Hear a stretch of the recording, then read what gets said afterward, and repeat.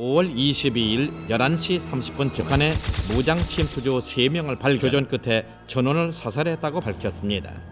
무장을 하고 작전에 투입이 됐던 거고요. 3명을 사살했었던 것 같습니다. 딱 유탄 발사기로 조준을 해서 사격을 했는데 그게 맞은 거죠. 명중을 한 거죠. 훈련 받은 대로 움직여야지, 그렇지 않으면 오히려 더 사망할 확률이라든지 부상당할 확률이 높은 것 같아요. 평화회담을 하고 있는 그런 상태였는데 침투조를 내려보는 거죠. 북한은 변하지 않았다.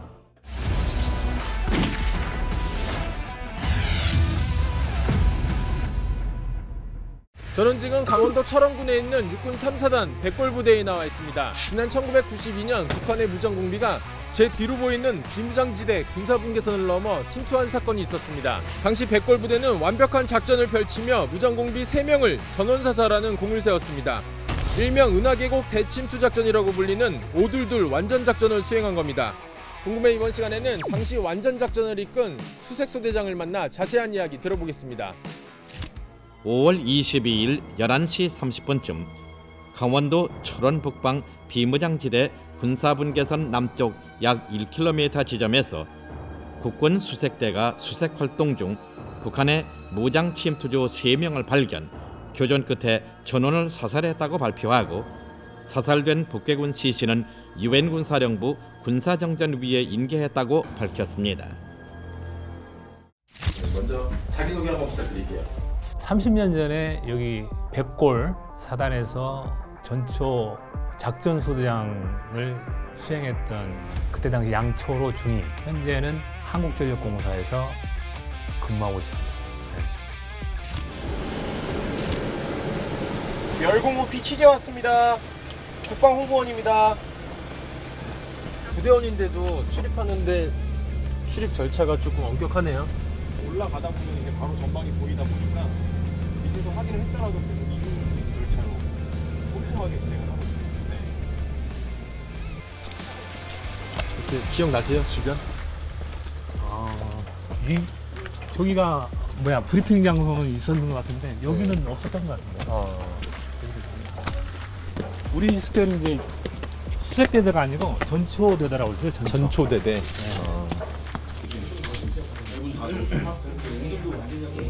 이동하실 때는 저희 안내 건물 집에서 계속 이동해 주시고, 지금 여기 저희 있는 건물은 명은 없으면 사용을 제외하고서 후방 쪽으로 있는 건물들은 구성을 다 사용해요. 건물 지형은 괜찮은데 건물은 안 들어가는 거죠. 네.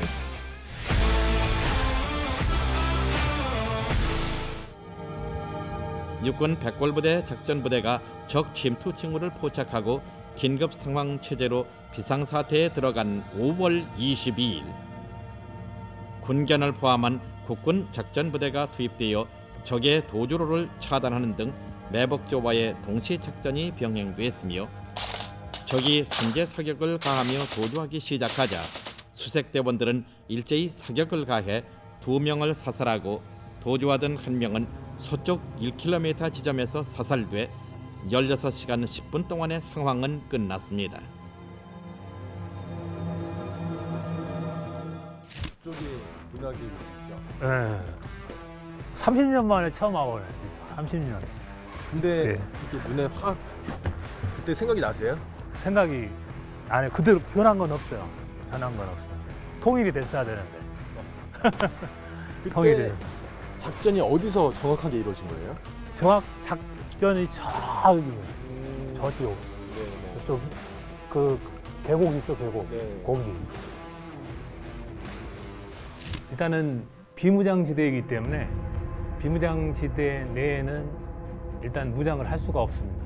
무장을 하고 침투했기 때문에 저희들이 소탕하기 위해서는 저희들도 무장을 하고 작전에 투입이 됐던 거고요. 일사불란하게 작전을 수행해서 3명을 사살했었던 것 같습니다. 우리 복장, 국군 복장에 그다음에 총기 휴대도 M16를 들고 온 거죠. 그러니까 아군으로 위장해서 들어온 거네요. 침투조들이 원래 이제 그렇게 아군으로 위장해가지고 평소에 훈련을 이제 받고 있는 침투조들이었죠. 국군에 의해 사살된 북한 무장 침투조는 아군 복장으로 위장하고 M16을 휴대 우리 측 경계 태세를 시험하는 한편 비무장지대 훨씬 남쪽으로 내려와 우리 측 군부대 배치 상황 등 정보를 수집하려 했던 것으로 추측됩니다. 다 유탄 발사기로 조준을 해서 사격을 했는데 그게 맞은 거죠. 유탄 발사기로 네. 조준 사격했는데 그게 정확히 네. 명중을 했어요. 명중을 한 거죠.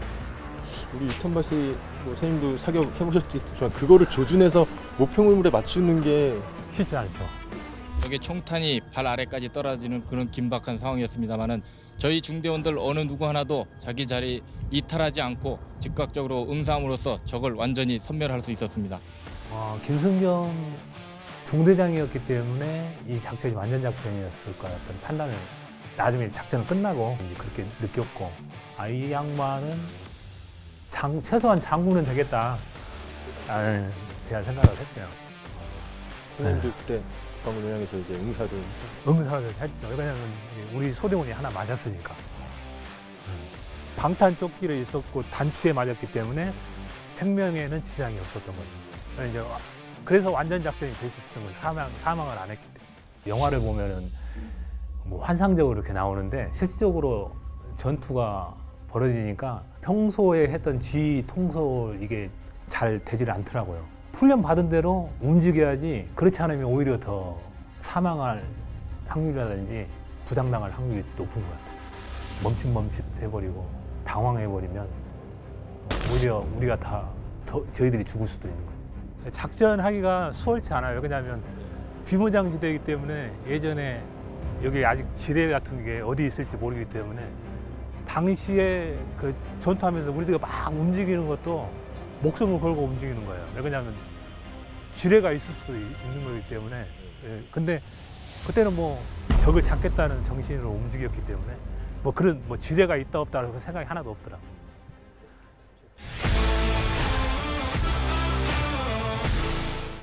작전을 성공적으로 이제 끝내서 훈장도 받으셨다고. 네, 그때 당시에 훈장을 16명이 받았거든요.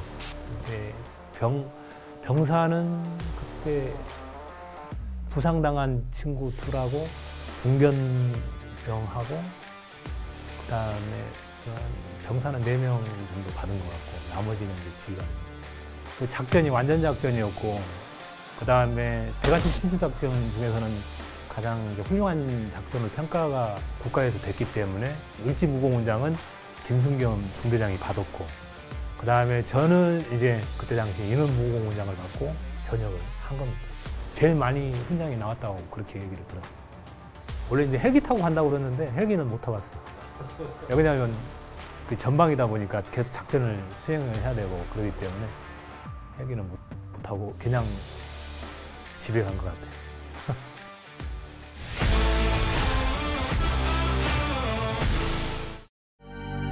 북한 무장군 침투 사건을 다루기 위해 유엔군 사령부가 5월 29일 11시 판문점에서 열자고 제의한 제460차 군사정전위원회 회의가 북한과 중국 측의 불참으로 무산됐습니다. 15분을 기다려도 북한 측이 들어서지 않자 유엔군 측 수석 대표인 황원탁 육군소장은 군사분 개선을 사이에 둔 북한 측 빈 탁자를 향해 성명서를 읽었습니다. 우리는 지난 5월 22일 비무장지대 북한군이 한국군을 가장하여 무장 침투한 사실을. 그날은 이제 특별히 이제 조금 남북한의 화해 무드였음에도 불구하고 정원식 국무총리가 평양에서 평화회담을 하고 있는 그런 상태였는데 침투조를 내려오는 거죠. 북한은 변하지 않았다. 예전에도 그래왔고 지금도 마찬가지지만 아직까지도 우리의 주적이고 안보를 위해서는 우리가 정신무장이라든지 국가관이라든지 새롭게 정립할 필요가 있고, 북한은 지금이나 예전이나 우리를 언제든지 침략할 수 있는 주적이다라는 것을 잊지 않았으면 좋겠습니다.